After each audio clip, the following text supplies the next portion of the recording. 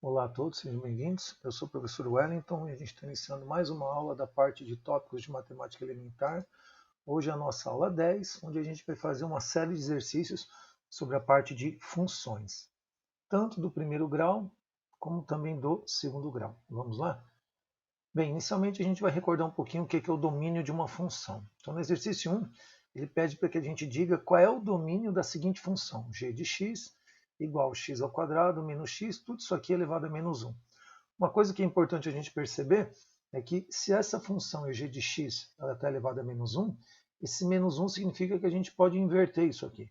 Inverter essa função significa 1 dividido por ela, é 1 dividido por isso. E como aqui agora o expoente que antes era menos, quando você inverte a função, aqui fica mais, aqui não tem necessidade de colocar o parênteses, a gente pode representar simplesmente desse jeito.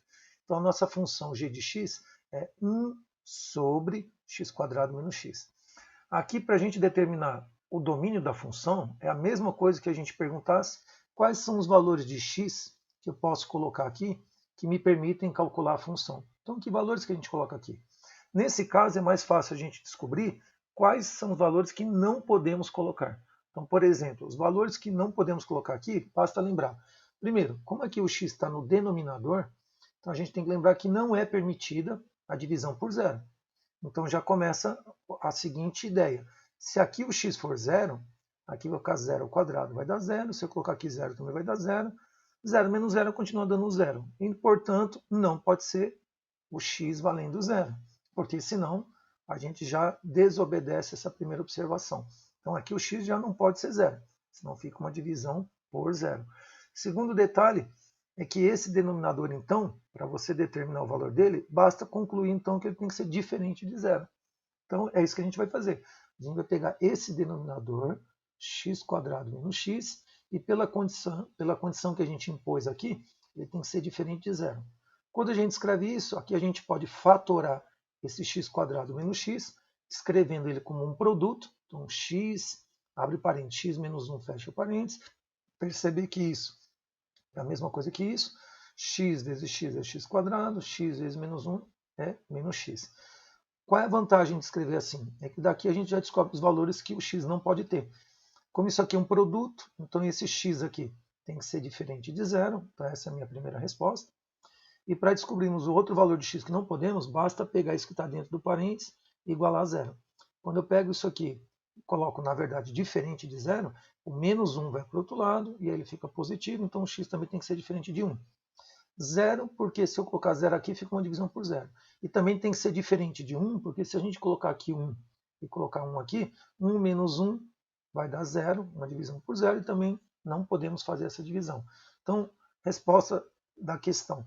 Qual é o domínio dessa função? Ou seja, quais são os valores de x que eu posso colocar aqui?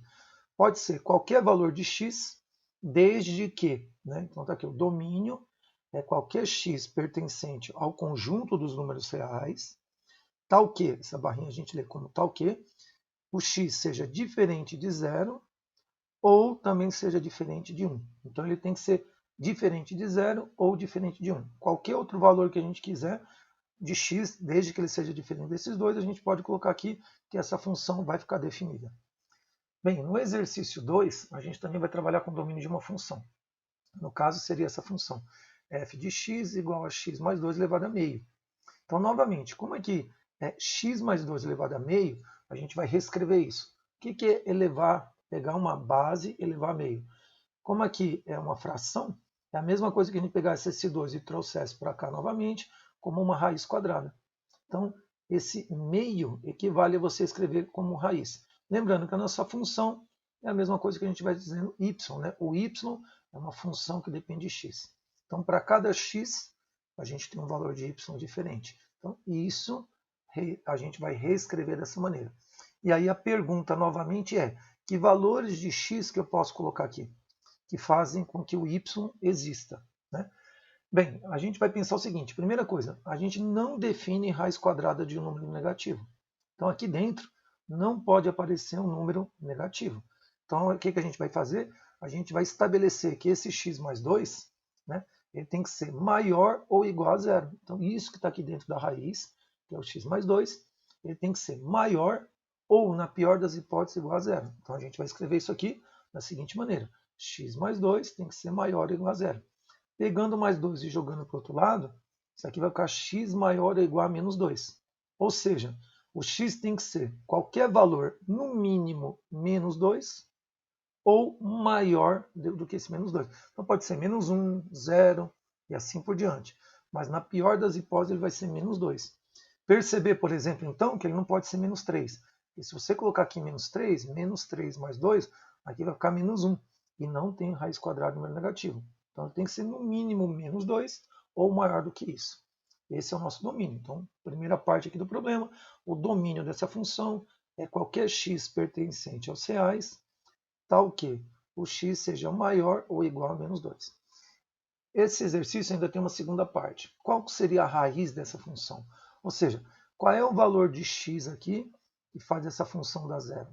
Então, por uma simples tentativa e erro, já percebe que aqui o x tem que ser menos 2. Se a gente colocar aqui menos 2 mais 2 vai dar zero, e raiz quadrada de zero dá zero. Então, o x valendo menos 2 faz essa função dar zero. Então, o x menos 2 é a raiz. Como é que seria o gráfico dessa função? Então, o gráfico dessa função daria exatamente uma curva desse tipo. Ou seja, se a gente começar agora a pegar alguns valores aqui de x, de tal maneira que o x seja maior ou igual a menos 2, então se eu montar uma tabelinha de valores de x, menos 2, menos 1, 0, 1, 2 e assim por diante, a gente conseguiria montar esse gráfico. Para montar um gráfico é só montar uma tabelinha de x e y e marcar os pontos aqui no plano cartesiano. Aqui a gente já percebe que por menos 2 a função é zero, como a gente calculou aqui. Por menos 2 a função é zero, então o gráfico começa aqui. E daria exatamente uma curva, e essa curva ela passa exatamente aqui no eixo y nessa posição. Então a pergunta seria, qual é o valor desse y exatamente aqui nessa posição? Então é só a gente lembrar que quando o gráfico passa bem aqui no eixo y, aqui nessa posição do eixo y, o x é zero. Então, para o x ser zero, basta colocar aqui 0. 0 mais 2 vai ficar aqui raiz quadrada de 2. Então, esse pontinho aqui, onde a curva passa aqui no eixo y, é raiz de 2. Ou seja, o y é igual a raiz de 2. E, portanto, isso aqui é por volta de 1,41, que é o valor da raiz quadrada de 2. Então, lembrar que o gráfico de uma função que é raiz quadrada é uma curva, só que ela tem uma condição de existência que é essa aqui. Tá? Vamos para o nosso exercício 3. Exercício 3 é para determinar a taxa de variação de uma função. Então, foi dada essa função aqui do primeiro grau, y igual 3x menos 2. Função do primeiro grau, porque aqui a variável x está elevada a 1. Então, função do primeiro grau. Tá? Bem, a gente já sabe que o gráfico de uma função do primeiro grau é uma reta. Então, se eu quisesse montar essa reta, bastaria chutar aqui uma tabelinha de valores de x, calcularmos o y e aí colocaríamos esses pontos no plano cartesiano que daria uma reta. Aqui no caso, esse 3, que é quem está multiplicando aqui o x, aqui o nosso coeficiente que está aqui é 3. É o nosso coeficiente A. E esse coeficiente A, ele representa a taxa de variação dessa função. Professor, mas como assim taxa de variação dessa função? Para a gente entender, vamos pensar em alguns valores aqui de x. Então vamos supor que o x aqui pode assumir qualquer valor dentro do conjunto dos números reais. Então vamos chutar esses valores aqui. O x valendo 1, 1,1, 1,2, 1,3, 1,4, 1,5. Para cada valor de x, eu coloco o x aqui e determino o y. Então vamos colocar aqui o x valendo 1. Coloca 1 aqui. 3 vezes 1 dá 3, menos 2, o y dá 1. Se a gente colocasse agora aqui o x valendo 1,1, coloca 1,1 aqui. Vai ficar 3 multiplicado por 1,1, vai dar 3,3. Menos 2 vai dar 1,3. Então você percebe que daqui para cá, quando o x aumenta 0,1, a minha função aqui, que é o y, aumentou 0,3, o triplo. Então isso já está dizendo para nós qual é a taxa de variação da função. Enquanto aqui aumenta 0,1, esse 3 aqui está dizendo então que a nossa função, que é o y, vai aumentar 3 vezes. Vamos fazer mais um teste. Vamos colocar aqui x valendo 1,2. Coloquemos aqui 1,2. 3 multiplicado por 1,2 dá 3,6. 3,6 menos 2, aqui vai dar 1,6. Então você percebe que novamente daqui para cá, a minha função aumentou 0,1. De 1,1 para 1,2, a função aumentou 0,1. Em compensação aqui o y aumentou novamente 0,3. E isso vai se dar para os próximos valores. Enquanto daqui para cá aumentou 0,1, aqui vai aumentar 0,3. Enquanto daqui para cá aumentou 0,1, aqui vai aumentar 0,3. Enquanto daqui para cá aumentou 0,1, o valor do x, o valor de y aumentou 0,3. Então, a taxa de variação, ela vai me dizer o quanto a função vai aumentando, de quanto em quanto. Então, ela vai aumentando, você percebe aqui que qualquer variação aqui é sempre o triplo. Por isso que aqui a minha taxa de variação é 3. Bem, se a gente fizesse o gráfico, daria exatamente uma reta crescente, porque essa taxa de variação aqui, como ela é positiva, né, ela me diz que a reta é crescente e ela passa exatamente aqui no menos 2 do eixo y, porque aqui é o coeficiente, esse menos 2. Tudo bem? Então, para não ficar nenhuma dúvida, está aqui só para lembrar que quando o x aumenta 0,1, a função aumenta 0,3. Portanto, essa função ela aumenta 3 vezes mais rápido que o x. Todo o valor daqui está aumentando mais, 3 vezes mais rápido aqui do que o valor de x. Enquanto aqui aumenta 0,1, aqui aumenta 0,3, 3 vezes mais. Vamos para o nosso exercício 4, é um probleminha de temperatura versus altitude. Então a gente sabe que o ar seco, ao se mover para cima, ele vai tendendo a se esfriar. Então ele vai esfriando. Conforme você vai ganhando altitude, o ar vai esfriando. Sabe-se que a temperatura do ar no nível do solo é de 20 graus Celsius. Então, alguém pegou um termômetro, ficou ao nível do solo e mediu a temperatura 20. Enquanto que, depois que ele subiu 1 km de altitude, a temperatura já caiu para 10. Então, você percebe que o que ele disse aqui no início, né, que o ar, conforme vai subindo, esfria, os dados confirmaram isso. A 20 graus Celsius eu estava no nível do solo, ou seja, altitude 0. O solo é a nossa referência para altitude. Quando eu cheguei a 1 km de altitude, a temperatura caiu para 10. Então, primeira coisa que a gente quer determinar, a gente quer saber qual é a função matemática que me dá para cada altitude qual é a minha temperatura. Então, você percebe que aqui a temperatura ela é uma função da altitude, ou seja, falando de outra maneira, a temperatura depende da altitude. Para cada altitude, eu vou ter um valor de temperatura diferente. Então, segunda parte do problema é fazer o gráfico dessa função, né? E aqui a gente está considerando, né, para facilitar, que a relação entre temperatura e altitude é uma função do tipo linear, ou seja, uma função do primeiro grau. Então, o gráfico disso aqui a gente já imagina o que vai dar, uma reta.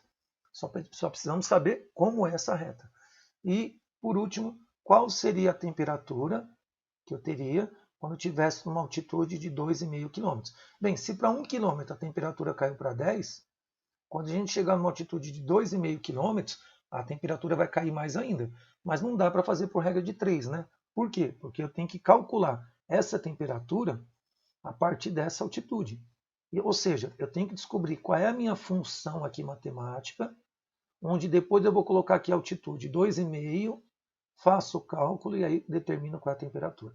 Então vamos começar pela letra A. Primeira coisa, a função, como ela é do tipo linear, ela é uma função do primeiro grau que ela tem essa cara. Então temperatura é A, que é o coeficiente, isso aqui é a taxa de variação da função, vezes a altitude, mais B, que é o coeficiente linear. Essa aqui é uma função típica do primeiro grau. A temperatura depende da altitude. Como é que a altitude é o H, né, está elevado a 1, é uma funçãozinha do primeiro grau. Ou seja, o que eu preciso para determinar essa função? O valor desses coeficientes aqui, ó, do A e do B. Primeiramente, o T vai representar a temperatura em graus Celsius e o H vai ser a nossa altitude medida em quilômetros. Sabendo como é que é a função que eu tenho que calcular, então basta determinar esses coeficientes, o A e o B. Vamos determinar esses coeficientes.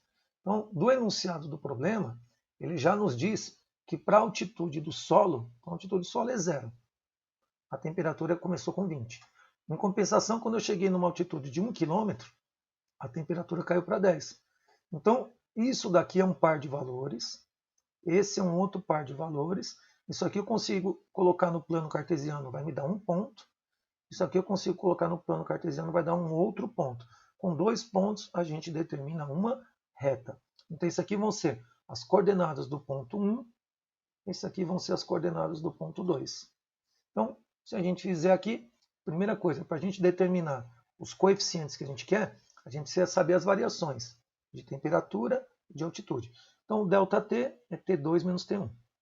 Então aqui vai ficar T2, aqui é 10, menos o T1, que é 20. Então 10 menos 20 vai dar menos 10. Então você já percebe que a minha temperatura está variando no sentido de diminuir. Conforme eu vou subindo, a temperatura vai diminuindo. Isso da seguinte maneira: qual é a minha variação da altura? Né? Então eu passei de uma altura, né, H1 para H2. Só que a variação da altitude é H2 menos H1. H2 menos H1. Então H1 menos 0 vai dar 1 km. Ou seja, a cada quilômetro que eu subo, a minha temperatura vai diminuindo em 10 graus Celsius. Essa é a informação desse cálculo que a gente fez. Tá? Então, a cada 1 quilômetro que eu subo, ou seja, que aumenta a minha altitude, a minha temperatura reduz em 10 graus Celsius. Sabendo agora exatamente o ΔT e o ΔH, a gente consegue calcular agora a taxa de variação dessa função, que é o coeficiente A. O coeficiente A é só fazer ΔT por ΔH. Então, ΔT é menos 10, o ΔH é 1, menos 10 por 1, vai dar uma taxa de variação de menos 10 graus Celsius por quilômetro. A cada quilômetro, a temperatura diminui em 10 graus Celsius. Bem, agora que eu tenho o coeficiente A, vamos em busca do coeficiente B. Então, lembrando que essa é a função que a gente quer descobrir, e esse coeficiente A eu já sei que vale menos 10, então já dá para substituir. Então, vamos colocar aqui no coeficiente A menos 10. Para você descobrir o coeficiente B, basta pegar um desses valores aqui e substituir aqui, porque para uma certa altitude eu tenho uma temperatura, e aí eu consigo saber o coeficiente B. Então, por exemplo, para determinar esse coeficiente B, vamos pegar, por exemplo, essa informação aqui. Ó. Quando a temperatura é 20, então vamos colocar aqui 20, a minha altitude é 0. Vou colocar aqui a altitude 0. Então, temperatura 20, igual, está aqui igual, menos 10, a altitude é 0. De onde saiu isso aqui? Daqui do enunciado do problema. Temperatura 20, altitude é 0. Então, daqui vai ficar, aqui a gente quer calcular o coeficiente B, então vai ficar menos 10 vezes 0, vai dar o próprio 0. Então, vai ficar aqui, menos 10 vezes 0 deu 0, mais B. 0 mais B é o próprio B. Então, portanto, B é igual a 20, é o coeficiente que faltava. E aí, substituindo esse B aqui, então, vai ficar, nossa função que a gente estava procurando é menos 10H mais 20. Só para testar, para ver se isso aqui é verdade, pega aqui a altitude valendo 0 e coloca 0 aqui. Menos 10 vezes 0, isso aqui vai dar 0. 0 mais 20, a temperatura deu 20. Se eu pegasse 1 km e colocasse aqui 1, menos 10 vezes 1 vai dar menos 10. Menos 10 mais 20 vai dar mais 10. É o que está aqui. Para 1 km, a temperatura deu 10. Ou seja, essa função, ela me dá para cada altitude qual é a temperatura que você tem naquele local. Então, para cada altitude, eu tenho uma temperatura. E isso está em acordo com os dados que o problema nos deu. Tá? Próximo passo do problema é fazer o gráfico da função. Então, aqui é só a gente olhar aqui, né? Isso aqui é uma função do primeiro grau. Como aqui esse coeficiente aqui é negativo, menos 10, a função é decrescente, ou seja, a reta é descende. E como aqui é 20, o coeficiente B é 20, então a reta cruza o eixo da temperatura, o eixo vertical, exatamente nessa posição 20. Então daria exatamente um gráfico assim. Se eu fizer aqui o plano cartesiano, temperatura em função da altitude. Então aqui começa no 20, aqui porque esse é o coeficiente B, a reta cruza aqui o eixo da temperatura no 20, a reta vai descendo, porque aqui o coeficiente é negativo, uma reta decrescente, e ela passa exatamente aqui no eixo da altitude. Ou seja, nessa posição aqui, aqui a altitude vale exatamente 2 km. Porque para 2 km a minha temperatura vale 0. Você percebe que ela veio diminuindo, né? Então aqui, para 1 km, ela caiu para 10. Quando der 2 km aqui de altitude, a temperatura vai cair para 0. E agora na letra C, a gente vai descobrir qual é a altitude para 2,5 km. Para a altitude de 2,5 km, a gente vai determinar a temperatura. Bem, se aqui são 2 km, né? Aqui são 2 km. Entre 1 e o 2, aqui é uma altitude de 2 km. A temperatura é 0, 2,5 é aqui. É entre o 2 e o 3, então 2,5 aqui. Se eu vier aqui 2,5 e descer aqui, eu percebo que a minha temperatura agora ficou negativa. Quanto? Então vamos fazer a conta. Então, aqui. Essa é a função que a gente descobriu. E onde está aqui a altitude, vamos colocar 2,5. Então vai ficar menos 10, aqui menos 10, vezes a altitude 2,5. Menos 10 vezes 2,5 vai dar menos 25. Esse vezes esse dá menos 25.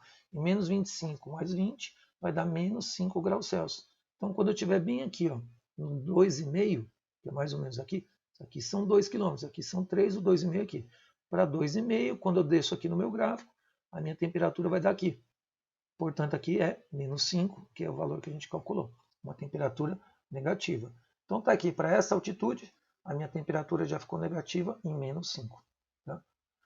Exercício 5 é a área do terreno. Então você tem um morador que mora numa fazenda e resolveu cercar um terreno retangular a partir de um muro, usando uma fita de 20 metros. Então é exatamente essa situação.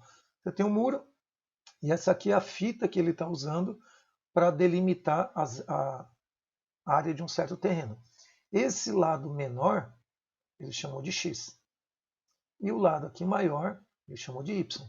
Então, o que nós temos aqui no caso? A gente tem que determinar, primeiramente, eu quero saber como se calcula a área desse terreno em função da menor medida, que é o X. Então, o X é essa medida aqui menor. Essa medida maior aqui é o Y. Depois, a gente quer saber qual seriam as medidas X e Y, ou seja, qual seria a medida menor e a medida maior desse terreno, sabendo que essa área aqui vale 50 metros quadrados. E por último, qual a maior área possível que eu conseguiria cercar com essa fita aqui. Quando eu estou passando essa fita aqui, ela está delimitando uma área, mas com qual área máxima eu conseguiria cercar usando essa fita de 20 metros? Então, um exercício bem interessante. No caso aqui, primeira coisa, vamos determinar a função da área em função da menor medida, que é o x. Então, aqui está o terreno que a gente está cercando. Essa medida menor aqui a gente vai chamar de x. Então, se aqui é x, aqui também é x. E essa medida maior aqui a gente vai chamar de y. Portanto, se a fita tem um comprimento de 20 metros, então significa que, o que é comprimento? É a soma dos lados aqui, né? Desses lados, é o perímetro aqui nessa figura, né? Só que pegando isso, somando com isso, isso aqui. Tá? Então, esse comprimento de 20 metros significa que se eu somar x mais y mais x, tem que dar esse 20 metros. Então, o x é o lado menor, o y é o lado maior, e daqui eu já posso escrever isso aqui, que o comprimento é a soma de x com mais x dá 2x mais y. Então, o comprimento é 2x mais y. Só que esse comprimento é o da fita, 20 metros. Então, aqui eu já posso colocar 20. Eu já coloquei aqui, ó, 20 igual a 2x mais y. E aí, portanto, eu preciso descobrir a função aqui, o y. Então, vamos pegar aqui o 2x e vamos jogar para o outro lado. Então, ficou y igual 20 menos 2x. Isso aqui vai ser importante agora para o cálculo da área. Por quê? A área de uma figura como isso aqui, essa área aqui, ó. Como é que a gente calcula a área de um retângulo? É lado vezes lado. Então, é só fazer x vezes y. Então, aqui, ó, a área é x vezes y. E como ele quer essa área apenas em função de x, perceber que aqui a área está em função de x e y. Mas se eu quiser a área apenas em função de x, é só pegar esse y e substituir por isso. Então, onde está aqui o y, eu vou colocar aqui 20 menos 2x. E aí, fazendo essa substituição aqui do y por 20 menos 2x, a área depende agora de uma única variável, que aqui no caso é o x. Então aqui vai ficar, aplicando distributiva, aqui vai ficar x multiplicado por menos 2x vai dar menos 2x quadrado, x vezes 20 vai dar 20x. Então essa aqui é a função que me dá a área. Para cada valor de x, que é o lado menor aqui da figura, para cada valor de x eu sei qual é a área. No caso, ele me deu qual é a área. A área dada na questão B, né, é uma área de 50 metros quadrados. Então, se eu colocar aqui a área valendo 50, eu sei o valor de x. A gente descobre o valor de x. Descoberto o valor de x, eu volto aqui, eu sei o valor de y. Lembrando que x é o lado menor e o y é o lado maior. Então, substituindo aqui, onde está a área, aqui eu vou colocar no lugar da área 50. Isso aqui vai dar uma equaçãozinha do segundo grau. Basta pegar esse 50 e passar aqui para o outro lado. Vai ficar menos 50 igual a zero. Então, repetindo, eu peguei a área, igualei a 50, que é o que o problema pediu. Isso aqui virou uma equação de segundo grau. Mas para ficar uma equação de segundo grau, pega aqui o 50, joga aqui para o outro lado, e vai ficar menos 50. E igualei isso a zero. Equação de segundo grau, onde a gente vai descobrir o valor do x. No caso aqui, se a gente pegar aqui os coeficientes, aqui o a é menos 2, os coeficientes da equação de segundo grau. Aqui o a é menos 2, o b é 20, o c é menos 50. Uso o delta, que é o discriminante, que é b quadrado menos 4ac. Usando o discriminante aqui, substituindo os coeficientes, o delta vai dar zero. Quando o delta é igual a zero, porque eu tenho duas raízes iguais para essa equação de segundo grau. Então, x1 vai ser igual a x2, e aí, usando a formulinha de Bhaskara, a gente chega nesse resultado. Então, esse daqui é o resultado dessa equação de segundo grau. Quando eu aplico o Bhaskara, considerando o delta igual a zero. Então, eu tenho duas raízes iguais, valendo 5. E, portanto, esse x é o lado menor da minha figura. Se a gente voltar aqui com o x, eu descubro o lado maior, que é o y. Então, voltando lá, tá aí o lado menor é 5, foi o que a gente calculou aqui. Substituindo esse 5 aqui de novo, a gente calcula o lado maior. Então, aqui vai ficar y igual 20 menos 2 vezes o x, que o x é 5, então vai ficar 2 vezes 5. 2 vezes 5 vai dar 10 e 20 menos 10 vai dar 10 metros. Então, esse lado menor aqui é 5, esse lado maior é 10 e esse lado menor aqui também é 5. Então, vai ficar 5 com mais 10, 15. 15 com mais 5 vão dar os 20 metros de fita. Então, está coerente. Agora, por que será que o problema escolheu 50 metros, né, para a gente calcular? Porque quando eu pego essa função, vamos analisar essa funçãozinha aqui, ó, é a letra C. Quando eu pego essa função aqui, área igual menos 2x² mais 20x, a gente, olhando para isso aqui, a gente percebe que aqui é uma função de segundo grau, porque a variável está elevada ao quadrado. Aqui o coeficiente é menos 2, o b vale 20 e o c é 0. Esse a valendo menos 2 significa que a parábola fica com a concavidade para baixo. Função de segundo grau, o gráfico é uma parábola. A concavidade é para baixo. Aqui no caso, o c é 0, seria aqui o termo independente. O c é 0. Então a parábola passa no eixo y, que seria o eixo vertical, né, que é o da área, exatamente na posição 0. E aqui o delta. Para essa função de segundo grau, o delta é 400. Basta pegar isso aqui igual a 0. Né? O delta é 400. Portanto, aqui eu vou ter duas raízes diferentes, quando eu vou fazer o gráfico dessa função.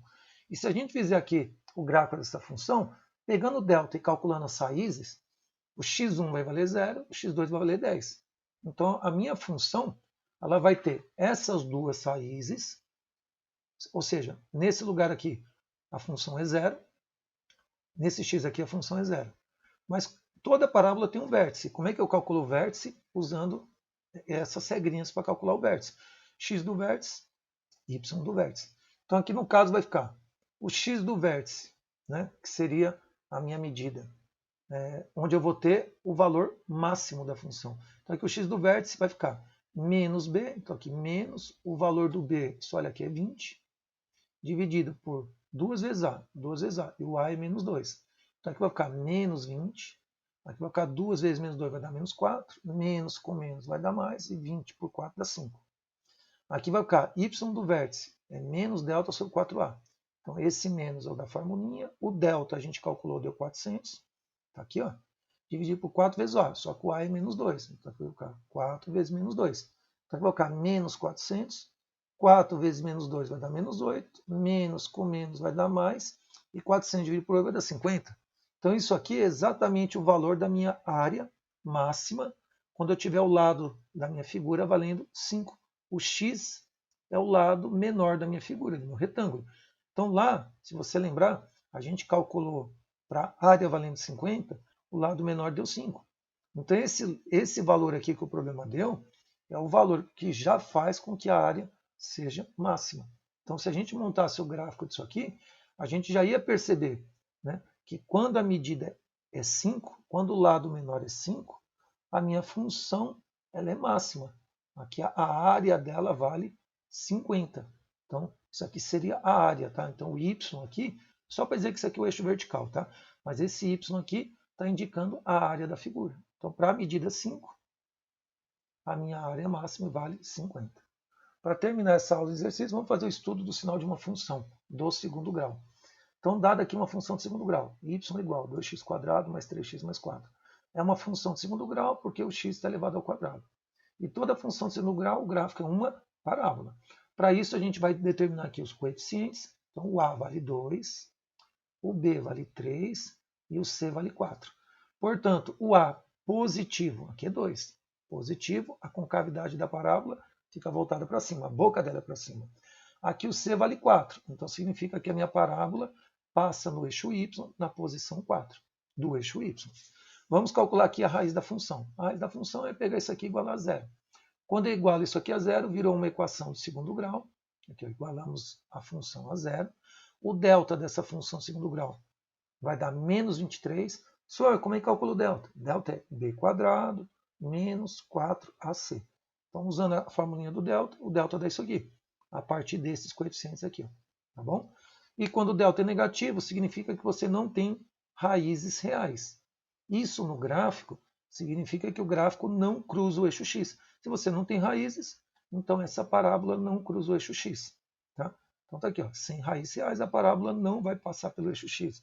Se a gente fizesse então o esboço do gráfico, daria então uma parábola com a boca para cima, como a gente já imaginava, só que essa parábola não cruza o eixo do x. Se ela não cruza o eixo do x, ela fica o tempo inteiro acima do eixo x. Então significa que para qualquer valor do x, como a parábola está sempre acima desse eixo x, aqui os valores da função são sempre positivos, para qualquer valor de x. Então a gente pode responder assim, da análise do sinal da função, pelo que a gente está vendo aqui, a minha função sempre é positiva. Para qualquer valor de x, que eu colocar aqui, ó, você começar a chutar aqui qualquer valor de x, e substituir aqui, né, o valor de x, o y vai dar sempre positivo, sempre. Então, para qualquer valor do x, a função sempre é positiva. Tá bom? Bem, essa foi a nossa aula de exercícios sobre a parte de funções. Espero que vocês tenham gostado. Aguardo vocês para a continuação das aulas. Até breve.